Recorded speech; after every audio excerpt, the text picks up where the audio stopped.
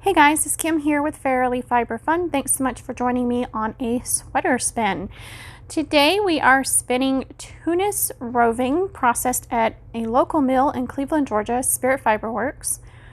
And the Tunis came from a farm right up the road from me in East Denali, Sullivan Family Farm.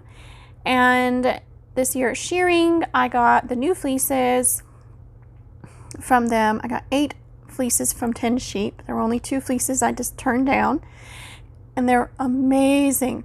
But what I'm spinning right now is from 2021 shearing, and I had sent all of that to the mill to be turned into roving. And when I got it back, I decided to spin a sweater. I have been wanting to spin a Tunis sweater for quite some time, and I've been wanting to knit the Moraine Sweater by TinCan Knits. And so I decided to do them both at the same time. Why not? So before we get too far into today's episode, I would like to say if you are a new viewer, welcome to my channel. And if you are a returning viewer, welcome back. If you haven't already, hit that subscribe button and don't forget the notification bell so you don't miss new videos as they come out. And as always, please give this video a thumbs up if you enjoy it. Leave comments, suggestions, and questions down in the comment section below. I love reading and responding to all the comments, and I love answering questions, and it's great. This community has been incredibly awesome, and I want you to know that you're important to me, and I love you very much, and I adore interacting with all of y'all. Okay, on to the sweater spin. So in today's episode, in this part of the sweater spin, we are only spinning the singles, and I am spinning entirely long draw using my e-Kube, Mr. Squeaky, which I purchased a year ago, 6 months ago. It was sometime this year. Anyway, in the middle of this footage, I will have an unboxing of extras that I ordered from a live sale on Facebook where stuff was being destashed, or Jessica Pack was destashing her e-Kube things. She's one of the makers of the wheels and an amazing woman. I adore her, and you know, she's just awesome. Anyway, I'm rambling, I'm tired, and I don't know what I'm talking about, but you know, let's get back to the long draw. So I am not particularly experienced with long draw. I have done it in the past, specifically on the great wheel, and that uses the opposite hand than what I'm using here. Typically when I spin, my right hand holds the fiber. The left hand controls the twist, but the right hand holds the fiber. It's kind of opposite on the great wheel. And I don't care to spin on a great wheel because it's opposite, and it's not, I mean, it's fun, but it's not the same, and I just prefer my spinning wheels that I can either treadle or now this one that is electric. Here is the unboxing. I ordered 4 bobbins, 3 bobbins, 4 bobbins, a bobbin stand or holder. I was thinking Lazy Kate, but I have since decided I don't really care for it as a Lazy Kate. But that's okay. I mean, it works, but it's not ideal for the type of yarn that I am spinning. So here I've got the little posts that go in the stand, and then this little rainbow colored thread keeper, which is supposed to go on the corner of the spinning wheel and on the art wheel that is actually at the back of the wheel, not the front, so I actually can't use it, but I love it anyway. I had a problem with the bobbins. As you can see, they fell apart, but that's okay. A little bit of super glue fixed them right up. My favorite is the one that's pink on one end and yellow on the other. I want all of my bobbins to be mix and match from here on out. So, you know, a little super glue in a couple of hours to make sure everything was set, and those bobbins are perfectly fine and usable. As I cut this little bit of bubble wrap, I promise I'm being extra careful, and I didn't cut the wood at all. But that was the stand, which you now see on the bed. I am spinning on the bed because it's comfortable and there's lots of space, and I can move around however I want to. And I love to watch YouTube videos while I am spinning. Regular TV tends to distract me too much, and so I don't do as good a job, but you know, it is what it is. So I did learn while I was spinning this fiber that roving from a small mill can be directional, and this one certainly is, and B,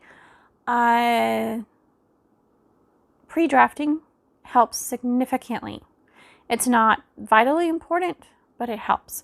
I actually did a live video on Facebook in the Wool and Fiber Arts community about spinning long draw, and shared a lot of my tips and tricks and thoughts and discoveries and all of that. So that was a lot of fun to do. Here I am changing out the bobbin. These bobbins can hold a full 8 ounces, but once they get past 7, it starts to really struggle. The wheel starts to struggle with the take up and the motor being able to turn and everything. So I actually have more on the second bobbin than I did on the first one. The first one was 7.4 ounces. And I have not weighed the second one. And I ended up with just a little bit on the next 2 bobbins, which is fine. I only need right around a pound and a half maybe of yarn for this sweater. So I don't need to spin 4 full bobbins. I forgot when I pulled out the new bobbin that it didn't have a leader on it. So I'm just grabbing a little bit of singles and hand plying it. In other words, letting it twist back on itself and then turning that into a leader. So I let it 2-ply, and then I create a loop out of the 2-plied yarn and fiddle with getting it on the bobbin, and it really helps to add a piece of tape. Just hold that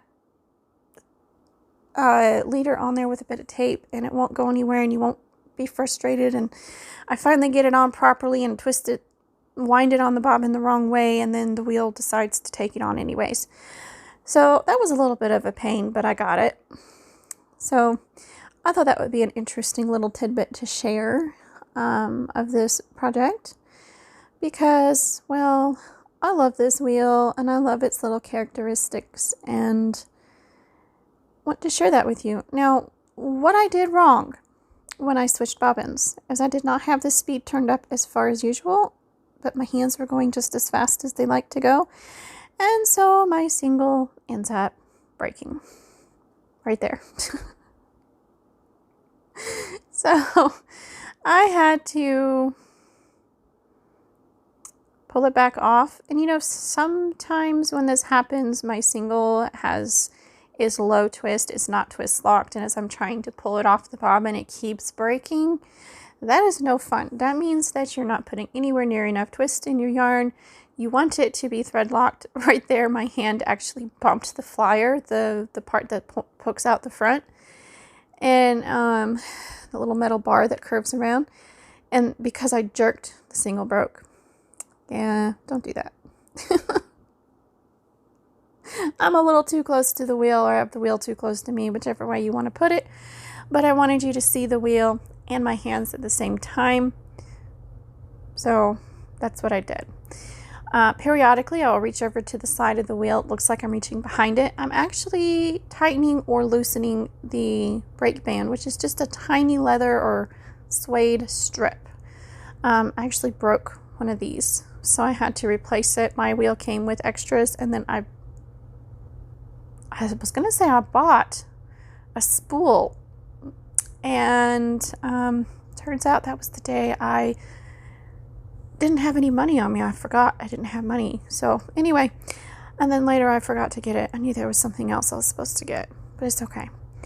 So I have since gotten some leather conditioner, like hair conditioner, but for leather. And oh, what a difference that makes, keeping the leather supple and strong, and it doesn't want to break. So perfect, right? Anywho, I am in a rambling mood apparently. I have been exhausted for the past several days. I was sick last week. Been absolutely exhausted all week. And here I am pre-draft, showing you how I pre-draft. I'm actually on the day bed in the living room now, so it's still a bed, just a different one. It doubles as a couch. That's what a day bed is. Anyway, very, very comfortable place to spend too. And I was in the living room with the kids, and I think they were watching TV or playing on the PlayStation or something. And it was just a lot of fun to be out in the living room with them while they were being busy doing stuff. And actually, I think this is the day I did the live. I could be mistaken about that. I don't remember. A lot has happened since then. I have slept since then. It's all good. So, one thing I had mentioned briefly earlier, I think. Oh, my brain, I don't remember. Anyway, I think I mentioned to you guys earlier in this video that sometimes small mill produced roving can be directional, and this one certainly is. If you are drafting like I'm doing right here, and it is lumpy, bumpy, there's no consistency at all, and you already know how to draft long draw fairly smoothly, try turning your roving around and spinning from the other end. Like, break off a little piece and spin from the other end and see if it's smoother. And whichever direction is the easiest to draft, spin from that end. Because sometimes as I'm spinning, I realize that this seems to be from the wrong end, and apparently I got it messed up between breaking the roving off, a section of roving off the bump from the mill, the 2-pound bump, and pre-drafting it and winding it into a little nest. I have somehow managed to switch the direction around. So sometimes I have to break it and turn it around and try again. But all is good, and eventually you get the yarn spun. Long draw is thick and thin and inconsistent, and that's part of its character, and that is perfectly fine. So here we are at the end, and you have stuck with my rambling this far. Thank you very much. I hope you have enjoyed today's very rambly, exhausted brain rambling video, and I will see you in part 2 coming up next month. Bye guys!